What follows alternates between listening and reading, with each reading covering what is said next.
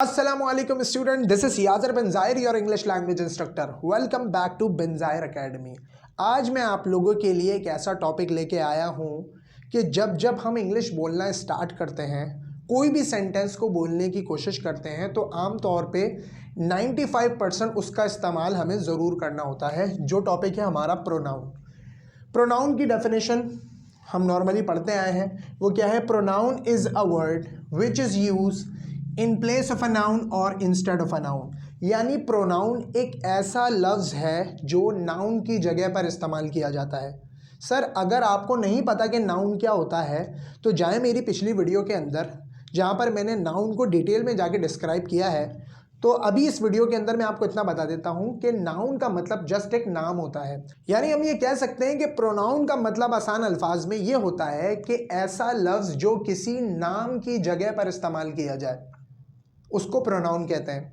जैसे मेरा नाम है याज़र, जैसे याज़र आपको पढ़ा रहा है, उसकी जगह मैं कहूँ कि मैं आपको पढ़ा रहा हूँ, तो याज़र की जगह मैंने ये जो वर्ड यूज़ किया मैं, ये कहलाएगा आपका प्रोनाउन। तो ऐसा लफ्ज़ जिसको हम किसी नाम की जगह पर इस्तेमाल कर सकते हैं। मिसाल के तौर पे ये मेरे पास पेन है, मैं कहता हूँ कि पेन ब्लू कलर का है, इसकी जगह मैं ये कह सकता हूँ कि ये ब्लू कलर का है। तो ये जो वर्ड मैंने यूज़ किया पेन की जगह, ये मेरा कहलाया प्रोनाउन। तो देखिए ये तो एक सिंपल सी बात थी जो नॉर्मल आपको पता ही होगी और आपको स्कूल्स, कोचिंग्स, कॉलेजेस वगैरह में बताई जाती है। लेकिन यहाँ पर मैं एक ऐसी इंटरेस्टिंग और यूनिक बात आपको बताऊंगा जो डेफिनेटली आप लोगों ने पहले नहीं सुनी होगी। सवाल ये है कि ये प्रोनाउन का जो वर्ड है, ये इसकी फॉर्मेशन क्या थी, ये वर्ड बना कैसे, इसके ऊपर हम बात करते हैं। बेसिकली ये जो वर्ड है ये दो लफ्ज़ों से मिलकर बना है, वो है प्रो और नाउन। नाउन का मतलब हमने आपको अच्छी तरह से बता दिया कि नाउन का मतलब होता है सिंपल नेम। नेम को क्या कहते हैं सर? नाउन कहते हैं। That's it. प्रो एक लैटिन लैंग्वेज का लफ्ज़ है, एक लातीनी ज़बान का लफ्ज़ है। एंग्लो फ्रेंच इसका ओरिजिन है और इसके बाद ये मिडिल इंग्लिश में आया और आज तक इस्तेमाल हो रहा है। प्रो का मतलब होता है इंग्लिश में फॉर। प्रो का मतलब होता है इंग्लिश में फॉर। फॉर के टोटल इंग्लिश में 3 मतलब होते हैं। फॉर के इंग्लिश में 3 मतलब होते हैं। पहला मतलब होता है इसमें पर्पस, यानी कि पर्पस यानी मकसद के लिए इस्तेमाल होता है, किसी चीज़ के मकसद के लिए, मकसद के लिए इस्तेमाल होता है। I am going for dinner, मेरे जाने का मकसद है dinner. I came for you, मेरे आने का मकसद हो तुम। I am struggling for first position, मेरे स्ट्रगल जो मैं कर रहा हूँ उसका मकसद है फर्स्ट पोजीशन। तो फॉर इस्तेमाल हो गया यहाँ पर मकसद के लिए। दूसरी चीज़ है फॉर इस्तेमाल होता है इन फेवर ऑफ के लिए। इन फेवर ऑफ का मतलब है के हक में। I will vote for PTI, I will vote in favour of PTI, मैं वोट करूंगा पीटीआई के हक में, ठीक। या I will vote for PMLN, I will vote in favour of PMLN, मैं वोट करूंगा पीएमएलएन के हक में। लेकिन सर यहाँ पर फॉर का मतलब पर्पस नहीं है, यहाँ पर फॉर का मतलब इन फेवर ऑफ भी नहीं है। यहाँ पर फॉर का मतलब है इन प्लेस ऑफ या फिर instead of. In place of या इंस्टेड ऑफ का मतलब होता है कि जगह पर। सर ये मतलब पहले हमने कभी नहीं सुना कि फॉर का मतलब की जगह पर, ठीक है। एक एग्जाम्पल के साथ समझते हैं। मान लें आप अपने स्कूल गए हैं, इंटर के बाद आपको अपने स्कूल दोबारा जाना पड़ता है एक सर्टिफिकेट लेने, जिस सर्टिफिकेट को बोला जाता है कैरेक्टर सर्टिफिकेट, ठीक है। इस सर्टिफिकेट को बोला जाता है कैरेक्टर सर्टिफिकेट, CC। और यहाँ पर क्या होता है? प्रिंसिपल के सिग्नेचर होते हैं। यहाँ पर आपके स्कूल के प्रिंसिपल के सिग्नेचर होते हैं। तो आप जाते हैं कैरेक्टर सर्टिफिकेट लेने और प्रिंसिपल मैडम जो है वो छुट्टी पर है।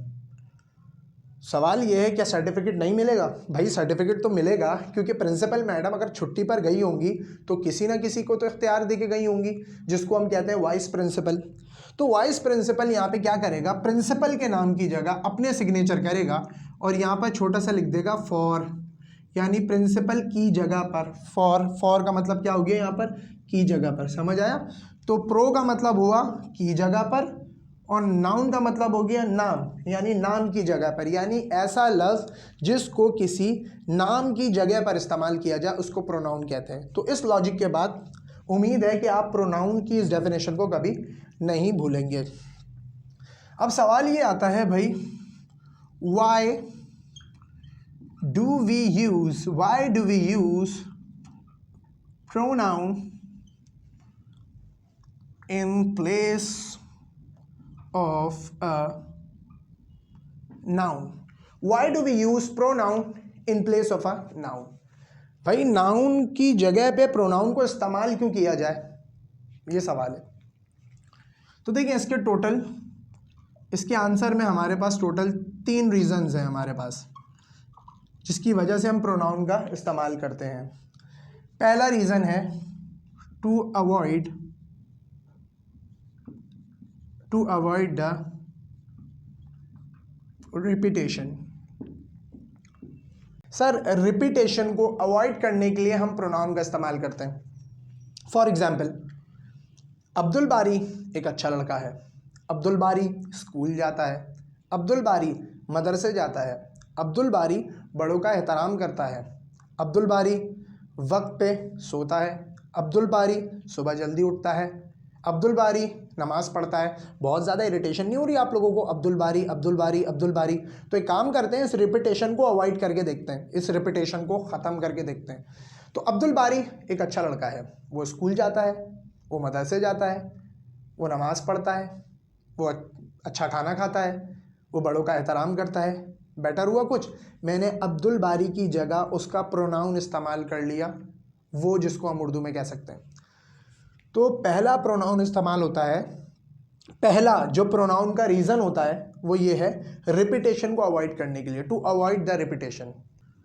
दूसरा रीज़न इसका है द नेम इज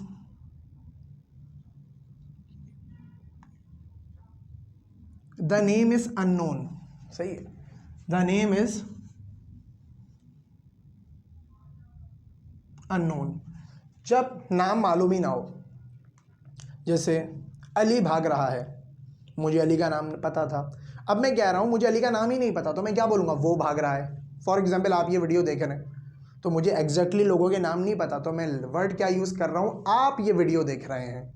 सही है, तो जब हमें नाम मालूम ना हो तो हम नाउन की जगह पे प्रोनाउन का इस्तेमाल करते हैं।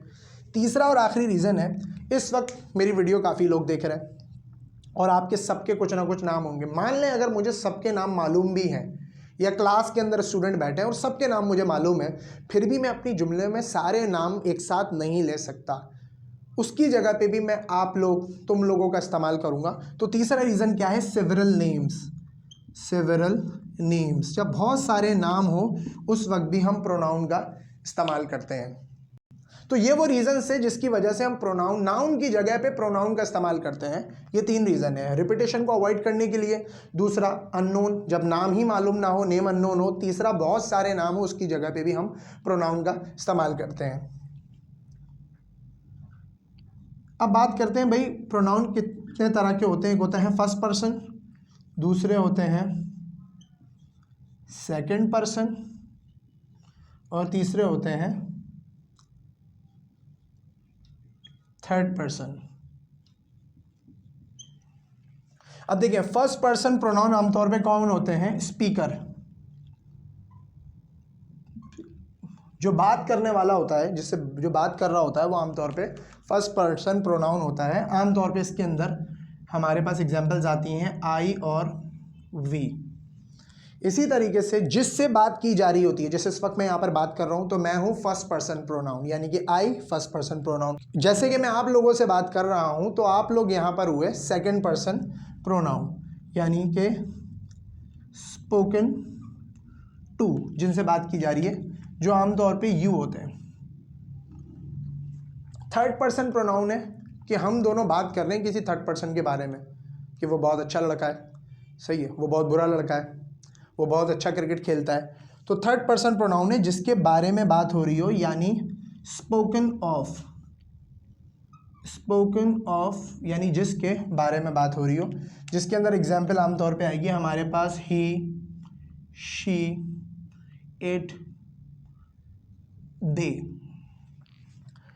तो ये थी बेसिकली प्रोनाउन की डेफिनेशन और इसकी कुछ डिटेल्स। तो मुझे उम्मीद है ये वीडियो आपको पसंद आई होगी, आपको समझ आया होगा। मिलते हैं हम अपनी नेक्स्ट वीडियो के अंदर, जब तक के लिए अल्लाह हाफ़िज़।